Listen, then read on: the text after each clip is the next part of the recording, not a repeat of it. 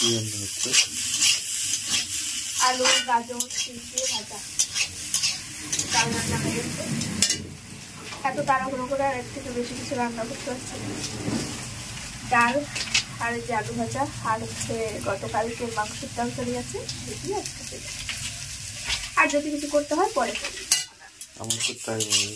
চলো হয়ে গেছে। এটা ভাজা হতে থাক, বাকি দুটো ভাত ভাড়া আছে, ঠান্ডা হয়ে গেছে।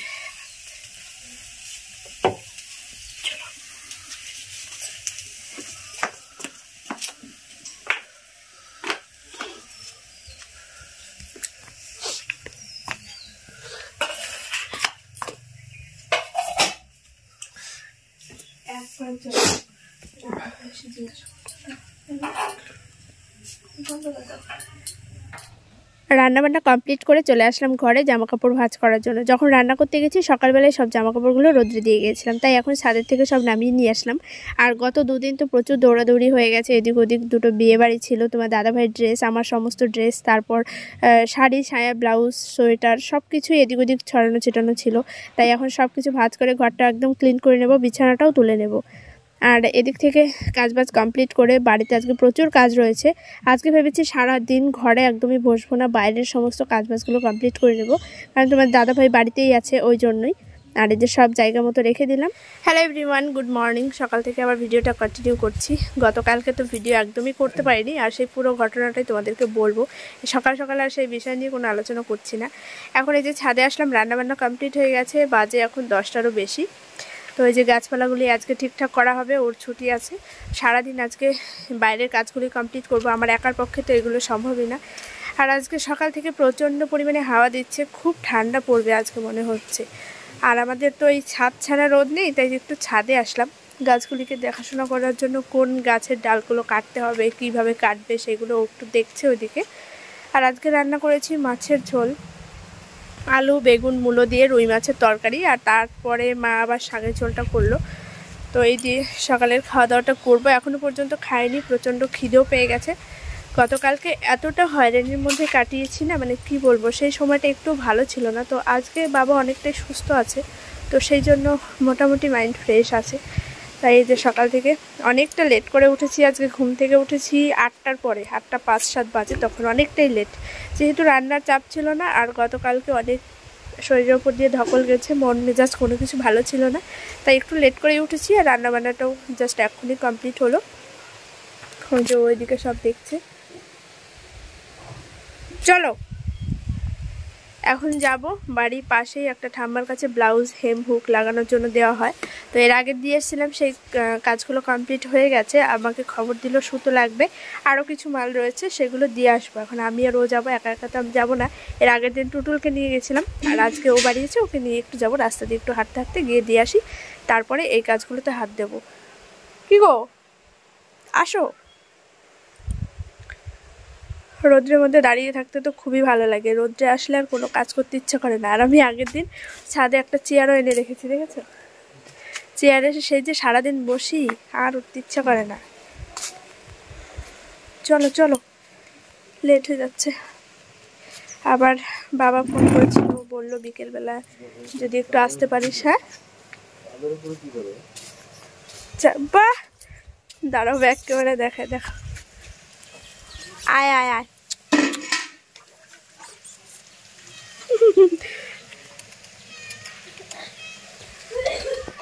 আয় আয়।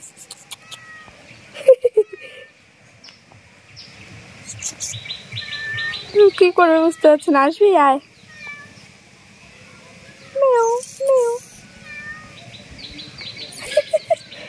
কি করছো? ডাব পারবা আজকে? হ্যাঁ হ্যাঁ, খাবো, আমি খাবো। নারকেল হয়ে গেছে, এই পাশেরটা নারকেল হয়ে গেছে। কি কি কি কি তাই না? ফেলে দেয়।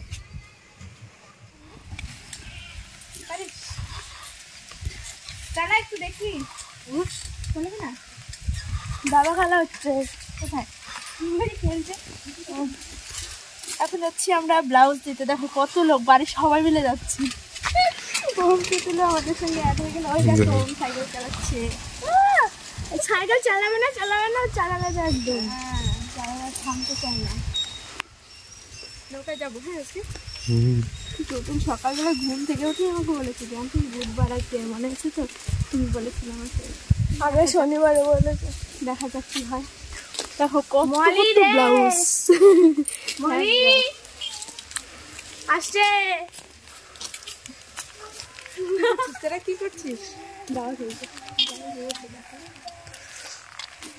আমরা দিয়ে আসি হ্যাঁ তুমি এখানে বসে তাহলে যাও কি চলছে এখন চলছে দাবা খেলা কার কদ্দূর হ্যাঁ কার কদ্দূর হয়েছে এখনো হয় নাই সবে শুরু হলো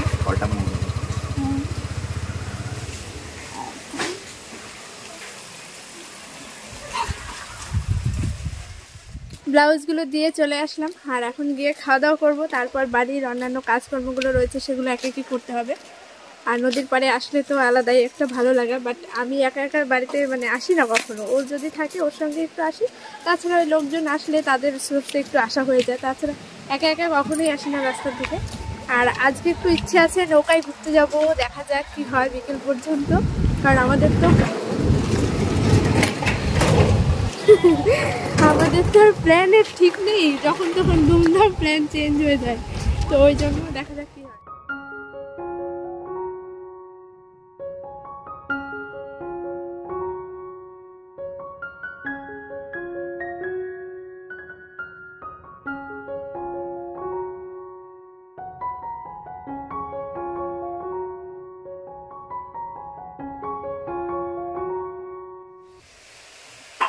কে ওটা পাশে কি করছো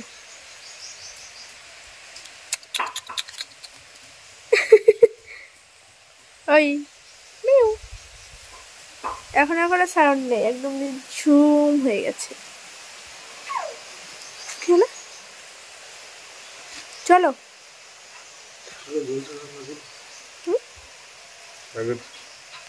ওটা হবে তারপর খাবার আর ওয়েট করি 11টা বাজে তাই না আজকে সারাদিন একদমই ঘরে থাকবো না শুধু বাইরে দিয়ে ঘুরবো আর বাইরের ব্লগগুলি আজকে তোমাদের সঙ্গে শেয়ার করব কোথায় তুমি বাইরে নিয়ে আসো অন্ধকার তো দেখো কোথায় এসে বসে আছে লাইট জ্বালাবো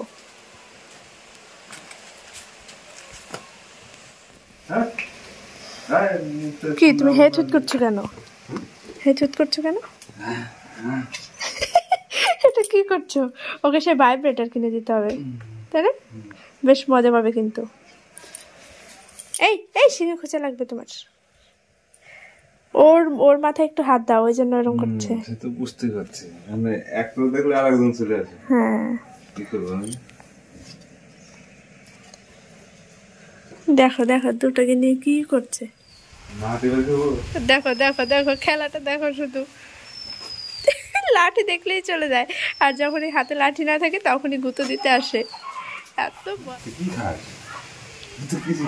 কি খাও বলবে ওকে চকলেট এনে দাও ক্যাডবেরি এনে দাও তা তো দিবা না কি কিউট লাগে না উলি বাবালি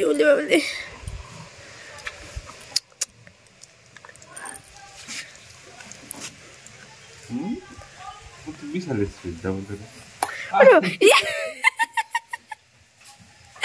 দিলে এক গুতো না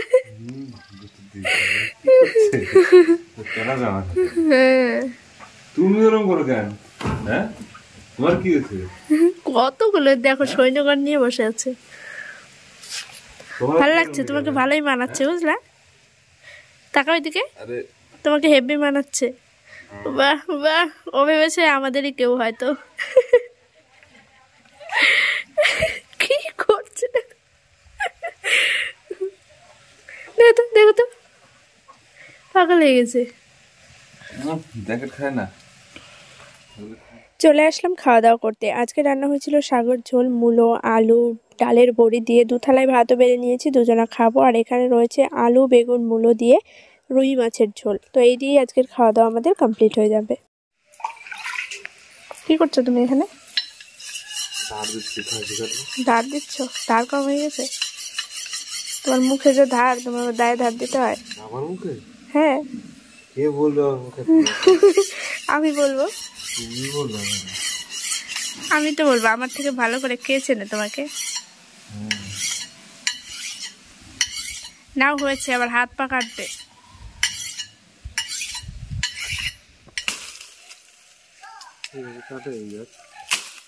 তাহলে কাটা নিয়ে আসবো। আস্তে, আমার মুন্ডু ছেদ করে দিও না।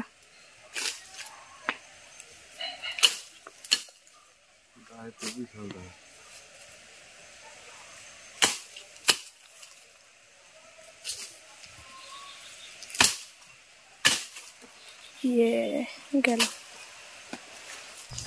আজকে আমাদের সকালটাই হয়েছে অনেকটাই লেটে। ঘুম থেকে উঠেছি 8টার সময়। অনেকটা বেলা করে উঠেছি জন্য কোনো কাজে টাইম মতো গুছিয়ে উঠতে পারছি না। সব দিকে কেমন একটা অগোছালো লাগছে। রান্নাবান্না কমপ্লিট করে খেতে খেতে বেজে গেছিলো 11:30। তারপরে একটু রেস্ট নিয়ে তোমার দাদাভাই কাজে হাত দিয়েছে। এখন বাজে বেলা 1:30, আর শেষ করতে করতে বেজে গেছিলো রাত 8টা। ও 8টার সময় স্নান করেছে। সমস্ত কাজ বাজ ওই করেছে, আর আমি হাতে হাতে যতটুকু পেরেছি হেল্প করেছি। তাছাড়া আমার বা আমার পরিবারের কারোরই মন মেজাজ শরীর কোনো কিছুই ঠিক নেই। তোমাদেরকে একটা কমিউনিটি দিয়েছিলাম গতকাল যে বাবাকে হসপিটালে ভর্তি করা হয়েছিল এবং কি হয়েছিল, এখন কেমন আছে, সমস্তটাই ভিডিও শেষে আমি বলবো। আর সমস্ত কিছুর মধ্যে দিয়েও সংসারের কাজকর্ম, দৈনন্দিন জীবনযাত্রা আমাদের যেরকম সেটুকু তো চালিয়ে যেতেই হয়। সত্যি বলতে সকাল থেকে রান্না বান্না খাওয়া দাওয়া কোনো কিছুর মতোই মন মানসিকতা ছিল না, তবুও কিছু করার নেই। তোমার দাদাভাই আমাকে বলছিল তোমার এসব করতে হবে না, ছেড়ে দাও, আমি যতটুকু পারছি করছি। বাট ও যদি একা একা করতে যেত আরও অনেক বেশি সময় লাগতো। সেই জন্য আমি যতটুকু পেরেছি করার চেষ্টা করেছি। ওদিকে বারবার ফোন করে খোঁজও নিচ্ছি কেমন আছে না আছে। তো আজকেও এরকম সেম প্রবলেম দুবার হয়েও গেছে। তো ভীষণ টেনশনে আছি কোন ডাক্তার দেখাবো, কী করলে সব ঠিকঠাক হবে না হবে। যাই হোক, তবুও জাস্ট একটু বলি তোমাদেরকে। বাবার হয়েছিল প্যারালাইসিসের মতো আর কি, একটা সাইড পুরো পড়ে গেছিলো। তো সেখান থেকে অনেকটাই এখন রিকভারি করতে পেরেছে। তো জানি না লাস্ট পর্যন্ত ঠিক কী হবে, এবং এখনও পর্যন্ত অনেক কিছু করা বাকিও রয়েছে। তো যাই হোক, চলো আগে এই কাজগুলো কমপ্লিট করে নিই। তারপর রয়েছে স্নান করা। বেলা 5টার পরে আমি করেছি স্নান, আর তোমার দাদাভাই করেছে রাত্রি 8টার সময়। তারপর সন্ধে লাগানো, রান্না বান্না, খাওয়া দাওয়া সব কিছু তো রয়েছেই। রাত্রে আবার থালা বাসনগুলো মেজে সব রেডি করে রাখতে হবে। সকাল হতে হতেই আবার ওর ডিউটি আছে। তো সব কিছু মধ্য দিয়েও এইসব কাজগুলো করেই যেতে হচ্ছে। গাছ কাটা কমপ্লিট হলো, কিন্তু এখনও পর্যন্ত চারিদিকটা পরিষ্কার হয়নি। এই সাইডটা আমি সুন্দর করে একটু ঝাড় দিয়ে নিয়েছি, আর ওই যে পেছনে সব পাতাগুলো জড়ো করে রেখেছি ওই যে এই সাইডটাতে। আজকে ছুটির দিন কেমন কাটছে তোমার? হেভি কাটছে আমার। হেভি? আজকে তোমার হেভি ছুটি দিয়েছি আমি, তার কারণ হচ্ছে বাড়ির থেকে কোথাও বেরোয়নি। আজকে বলেছি যাই হয়ে যাক কোথাও যাবো না, বাড়িতেই থাকবো সারাদিন। তো বাড়িতেই তো আছি, কোথাও তো যাচ্ছি না। বেথুয়ার মেলা শেষ হয়ে গেল, মেলায় ও বলেছিলেন যাবে, কিন্তু আমি বললাম থাক, আজকে তোমার ছুটির দিন, কোথাও যেতে হবে না। ব্লার লাগছে তোমাকে পুরো। আর এই যে এই সাইডের গাছটাও কাটা হলো, এই যে ডালপালা এখনও উঠোনের মধ্যেই আছে। এই সাইডটা পরিষ্কার করতে অনেক সময় লাগবে। এখন বেজে গেছে 4টে, আর কতক্ষণ লাগবে জানি না। তবে আমি স্নান করব। এই ফুল গাছটা এখন একটু ছাঁটাই করতে হবে, চারিদিকটা সুন্দর করে একদম সেটিং করবে। আর মা ওইদিকে দুধটা জাল দিতে গেছে। মা আমাদেরকে টিফিন দিয়ে গেল, তাই না? কি টিফিন খেলা বলো? দোকান থেকে লম্বু এনে দিয়ে গেল আমাদের দুজনকে, দুটো দুটো করে টিফিন দিয়ে গেল। এখন গেছে দুধ জাল দিতে, স্নান করে খাবে ও বললো, ওই জন্য। আর এখন এই যে আমি আর এসব পরিষ্কার করতে পারবো না, আমার পুরো হাত ব্যথা হয়ে গেছে। আমি যাবো এখন স্নান করতে। এই গাছটা একটু দেখি যদি পারি ঠিকঠাক করবো, আর এই উঠোনটা পরে ঝাড় দিলেও হবে, কারণ 4টে বেজে গেছে, সন্ধে লাগতেই যায়, আর প্রচণ্ড ঠান্ডাও লাগছে, আর বেশিক্ষণ ওয়েট করতে পারবো না। চলো, গুড মর্নিং। পরদিন সকাল থেকে আবার ভিডিওটা কন্টিনিউ করছি। গতকাল ভিডিও এন্ড করার মতো কোনো রকম পরিস্থিতিই ছিল না। এখন বাজে 9:30। আমি চলে এসেছি এই বাড়িতে। ব্যাকগ্রাউন্ড দেখে বুঝতে পারছো, তোমার দাদাভাই সকালবেলা কাজে গেছে, ওর সঙ্গে আমি চলে এসেছি। বাবার শরীরটা প্রচণ্ডই খারাপ। তোমাদেরকে সেটা একটা কমিউনিটি দিয়েছিলাম, হসপিটালে ভর্তি করা হয়েছিল। আর ঘরে বসে যে ভিডিওটা করব ভেবেছিলাম, ঘরে বসে জাস্ট কয়েকটা কথা বলবো, তোমাদের সঙ্গে শেয়ার করব। বাট ওইদিকে এত গাড়ি ঘোড়া যাচ্ছে, আর বাড়িতেও অনেক লোকজন, তো প্রচণ্ড নয়েজ আসছে। তো সেই জন্য একটু সাইডের দিকে আসলাম। যাই হোক, চলো মেন কথায় চলে আসি। এখন হচ্ছে 9:30 মতো বাজে। আজকে বাজারে বেরোনোর আছে, অনেক ওষুধপত্র আনার আছে। তো ফার্স্ট যেদিন আমি খবরটা পাই বাবার শরীর খারাপের, মা আমাকে জাস্ট একটাই ফোন করেছে যে মা আমাকে দুপুর 1টার সময় ফোন করে। আমি তখন স্নানও করিনি, কাজকর্ম সেরে জাস্ট ঘরে এসে ভিডিওটা আপলোড দেওয়ার জন্য বসেছি। তো বললো বাবার প্রচণ্ড শরীর খারাপ, পুরো ডান সাইডটা অবশ হয়ে আসছে আর পুরো ঝিনঝিন করতে করতে পুরো ডান সাইডটা মানে প্যারালাইসিসের মতো হয়ে গেছে, হাত পা নাড়াতে পারছে না, নিজে থেকে কোনো কিছু করতে পারছে না। তো বাবা সকালবেলা জমিতে গেছিলো কাজ করতে, আর আমাদের বাড়ি থেকে 10 মিনিট মতো লাগে। সেখানে গিয়ে ওরকম পাটা প্রথমে ওরকম হয়, নিজে নিজে হাত দিয়ে একটু ম্যাসাজ করতে করতে ঠিক হয়েছিল। তারপর সেখান থেকে একা একাই বাড়িতে এসছে, কোনো প্রবলেম হয়নি বাড়ি আসা পর্যন্ত। তারপরে এসে স্নান করে খেতে বসেছে, ভাত অর্ধেকটা খাওয়াও হয়ে গেছে। সেই মুহূর্তে ভাত আর হাতের তালুতে রাখতে পারছে না, মানে হাত মুঠো করতে পারছে না, ভাত রাখতে পারছে না। ডান হাতটা পুরো ঝিনঝিন করতে করতে আবার ডান হাতটাও ওরকম হয়ে গেছে, তো পুরো ডান সাইডটা ওরকম। তারপরে কথাও বলছে না। তো মা আমাকে পুরো কান্না করতে করতে ফোন করেছে যে তুই তাড়াতাড়ি চলে আয়। তো আমি সঙ্গে সঙ্গে তোমার দাদাভাইকে ফোন করলাম, কি করব। ও বলছে তুমি চলে যাও আর বলো যে কন্টিনিউ হাতটা ম্যাসাজ করতে, হাত পা। তো কন্টিনিউ হাত পা তেল দিয়ে মালিশ করা হয়েছে, সব কিছুই করতে করতে আবার ব্যাপারটা নর্মালে এসছিল। বাবা মোটামুটি তারপরে সুস্থ হয়ে যায়। তো তাও যতই সুস্থ হোক ডক্টর তো দেখাতেই হবে, আবার যদি নেক্সট টাইম ওইরকম হয়। তাই জন্য আমি ওইখান থেকে গাড়ি পেতে পেতে 1 ঘন্টা লেট। এদিকে এসে দেখি গাড়ি ঠিক করা হয়ে গেছে, মেজো কাকা রেডি হয়ে গেছে, কাকা যাবে আর এখান থেকে আমি যাব আর বাবাকে নিয়ে যাব। তো মা যাবে না, কারণ বাবা ওই মুহূর্তে পুরোপুরি সুস্থ ছিল, দিব্যি হাঁটাচলা করছে, কথা বলছে। তো যাবো, ডক্টর দেখাবো, চলে আসবো, এরকমই প্ল্যান। বাবাকে নিয়েও যাই। তো গিয়ে রীতিমতো ডক্টর ওখানে নাম লেখানো হয়।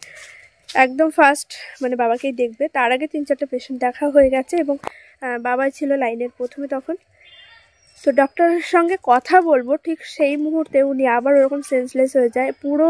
মানে আমি পেছনে বাবাকে ধরে ছিলাম, 2 হাতটা পুরো বলছে, এবার মাথা ঘুরছে, হাতটা আবার ওরকম ঝিনঝিন করছে। আমি হাত ভালো করে মেসেজ করছি।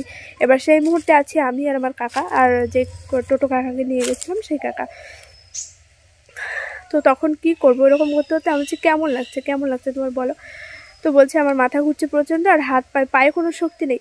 উনি মানে রীতিমতো পুরো শরীর ছেড়ে দিয়েছে, আমি হাতটা ধরে আছি, আস্তে আস্তে পুরো মানে আমি যদি ধরা না থাকতাম তাহলে দড়াম করে পড়তো। এবার আমি যেহেতু হাতটা ধরেছিলাম, আস্তে আস্তে বসতে বসতে পুরো শুয়ে পড়লো নিচে। তো বলছি কী হয়েছে বাবা, বলো বলো। আমি পুরো হাউমাউ করে কান্না করছি। সেই পরিস্থিতিটা সত্যি সেটা তোমাদেরকে বলে হয়তো বোঝাতে পারবো না, সেই সিচুয়েশনটা ঠিক কতটা কঠিন ছিল। পাশে নেই কেউ, কাকা দৌড়াদৌড়ি করছে, ওষুধ আনতে হবে। তারপর যে টোটো নিয়ে গেছিলাম মানে সেই কাকাকে ডাকা হলো, সেই কাকাও আসলো এবং ওইখানে যারা সবাই ছিল সবাই ধরে ট্রেজারে তোলা হলো। ডক্টরবাবু উঠে এলেন, বললেন ইমিডিয়েট ইঞ্জেকশন পুশ করতে হবে এবং তার সঙ্গে স্যালাইন দিতে হবে। 3টে ইঞ্জেকশন দেওয়া হলো, 3টে ওষুধ খাওয়ানো হলো, স্যালাইন দেওয়া হলো, সমস্ত কিছু মিলিয়ে মিশিয়ে সেই সময়টা আমি শুধু হাউমাউ করে কান্না করছি। বাবা আমার ওই অবস্থা দেখে বলছে তুই কিছু ভাবিস না, আমার কিছু হয়নি, আমি ঠিক আছি ঠিক আছি। অথচ সারা শরীর ছেড়ে দিয়েছে, কোনো সেন্স নেই, হাত পায়ে মানে দাঁড়াতে পারছে না, নিজে থেকে হাত নাড়াতে পারছে না, কিচ্ছু না, আর থরথর থরথর করে পুরো কাঁপছে। তো তোমার দাদাভাইকে শুধু আমি ওই মুহূর্তে ফোন করে আমি বলেছি তুমি ইমিডিয়েট হসপিটালে আসো, আমি পারছি না সামলাতে।